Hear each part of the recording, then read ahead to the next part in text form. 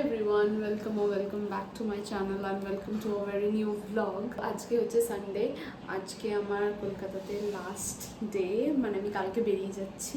আমি already ready হয়ে ব্লগটাকে start করছি, কারণ কি আমার লাস্ট আইবুড়োভাত আমার ছোটো মা দেবে, মানে ছোটো মা মানে আমার কাকিমা। আমি সেখানেই যাচ্ছি, মানে আমরা একই বাড়িতে থাকি। আমি এখন যাবো, খাওয়া দাওয়া করবো। চলো তোমাদেরকে আমি ভিডিওতেও দেখাচ্ছি কিরকম কি আয়োজন হয়েছে। তোমাদেরকে আমি আমার আউটফিটটা দেখাচ্ছি। এই আউটফিটটা আমাকে আমার ছোটো মাই দিয়েছে, মানে আমার কাকা। দেখ, এই কালারটা আমার এত ভাল লেগেছে, একদম ব্রাইট মারুন কালার, মানে কালারটা আরো যেন পপ আপ করছে, খুব সুন্দর লেগেছে আমার এই ফিটটা। তোমাদের কেমন লেগেছে জানি।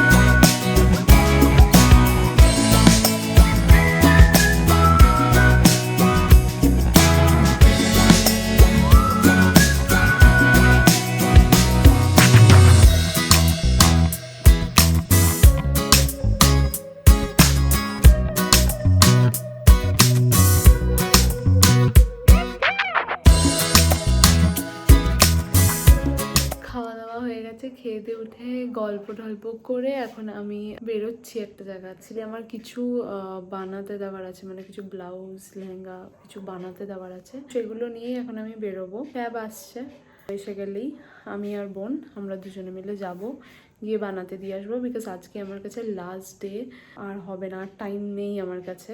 তো আজকে আমাকে সব কিছু বানাতে দিতে হবে। তো চলো যাওয়া যাক। আমরা এসেছিলাম হচ্ছে শ্যামনগরের দিকে। শ্যামনগর থেকে এখন ব্যারাকপুর যাওয়ার পথে প্রচণ্ড রাস্তায় ট্রাফিক রয়েছে, কেন কি জগদ্ধাত্রী পুজো চলছে। জগদ্ধাত্রী পুজো তো ভালোই সেলিব্রেশন হয় এই ইচ্ছাপুর শ্যামনগর এই সাইডটাতে, চন্দননগরেও। আর এবার থেকে ওপারে তো খুব ভালোভাবেই যাওয়া যায়, জগদ্দল থেকে চন্দননগর ওই পারে যাওয়া যায়। এই ইচ্ছাপুরেও খুব ভালো ভালো পুজো হয়, তো সেইগুলোর জন্যই এখন রাস্তায় প্রচণ্ড ট্রাফিক। আমরা ট্রাফিকে পুরো আটকে বসে আছি এখন, আর তার জন্য হাইও উঠছি।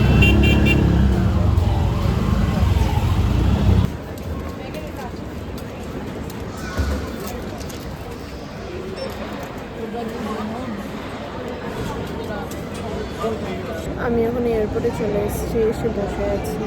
মনটা খারাপ, যেহেতু চলে যেতে হচ্ছে। কালকে ব্লগটা যেখানে তোমরা এন্ড দেখলে, যে আমি যাচ্ছিলাম ব্যারাকপুর স্টেশনের দিকে কিছু কেনাকাটা করতে, তো সেটা তো আর হয়ে ওঠেনি। বিকজ আমার বাড়িতে কিছু গেস্ট এসেছিলো, তো আমাকে মা ফোন করেছিল তখন যে বাড়ি আসার জন্য, তো আমি বাড়ি চলে গেছি।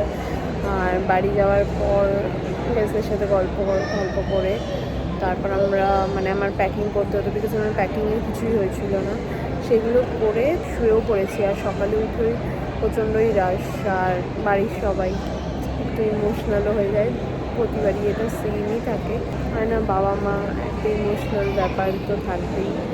আমার মা এমনিতে খুব স্ট্রং পারসন, ইভেন বলবেও যে না তুই বাইরে থাক, তুই ভালো জায়গায় কাজ কর, তোর ভালো সব কিছু হোক। বাট ওই যে বাড়ি থেকে যখন বেরোনো হয়, ওই সময়টা, যে কবার আমি বাড়ির বাইরে বেরিয়েছি, প্রত্যেকটা সময় ওই বেরোনোর টাইমটা একটা আলাদা ইমোশনস কাজ করে। বাবা মা, বোন, আমার বোনও ইভেন ভিডিও কল করে আমার বোন কেঁদে দিয়েছে। আমার মাও খুব স্ট্রং, বাট স্টিল একটু হলেও চোখের থেকে জল বেরোবেই প্রতিবার আসার সময়। তো এইগুলো আমি আর ক্যাপচার করতে চাই না, বিকজ ওই মোমেন্টটা খুবই প্রেশিয়াস আর পার্সোনাল মোমেন্ট আমার কাছে। আর আমি ঠিক বুঝতেও পারি না কি weather I am ready to capture that moment or not, because maybe ওই একটা ইমোশনাল মোমেন্টে আমি ক্যামেরা তুলবো, ব্লগ করবো, তো তাদেরও একটু কশিয়াস একটা ব্যাপার চলে আসবে। তো আমি ওই ইমোশনসটাকে তাদেরও আটকাতে চাইনি, তাই আমি ওইখানে আর কোনো ব্লগ করিনি। তারপর আমি এসে লাগেজ চেক ইন এত কিছু কমপ্লিট করে এখন ফাইনালি বসে আছি। আমি অনেকটাই আগে চলে এসেছি। অ্যাকচুয়ালি আসার সময় মানে হায়দ্রাবাদ থেকে কলকাতা আসার সময় যে একটা হিউজ রাশ হয়েছিল, ওই রাশটা আমি আর এবারে চাই না। আমি জেনারেলি চেষ্টা করি একটু আগেই চলে আসার, বাট কখনো কখনো হয় না যে না হয়ে যাবে, এরকম একটা ভেবে লাস্ট টাইম আমার একটা হিউজ রাশ হয়ে গেছিলো।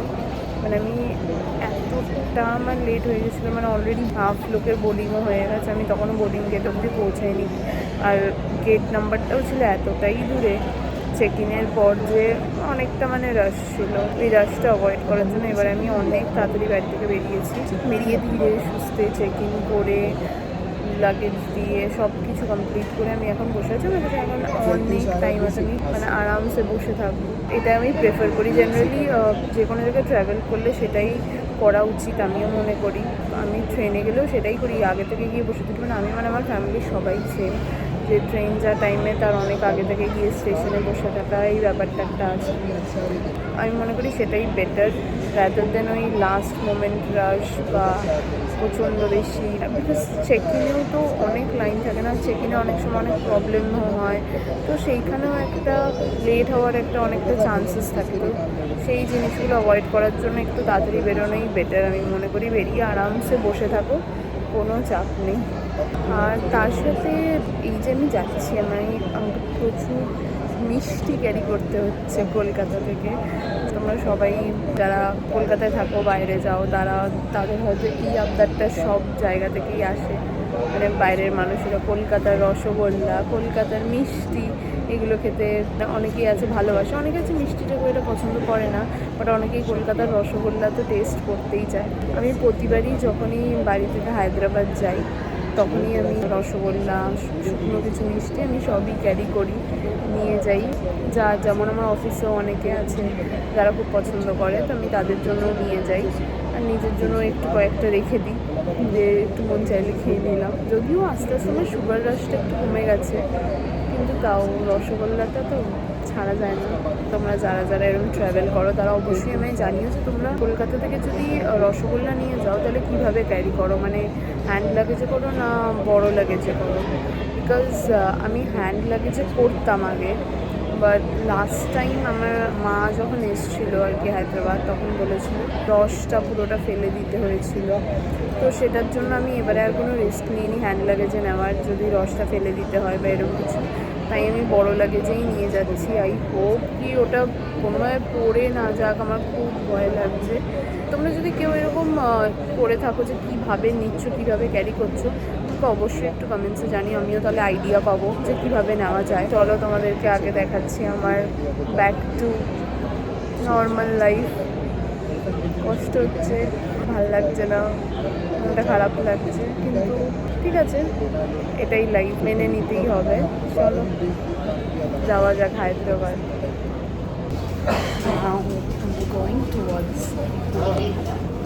আমরা যাচ্ছি। আমার হাতে কতগুলো ব্যাগ একসাথে, কেন? বিকজ সবার জন্য মিষ্টি আছে। বোর্ডিং হয়ে গেছে, এখন ফ্লাইটে বসে আছি। আই গেস আর 15-20 মিনিটস মধ্যে ছেড়ে দেবে। টাইমের আগেই বোর্ডিং স্টার্ট হয়ে গেছে, তাহলে যাওয়া যাক।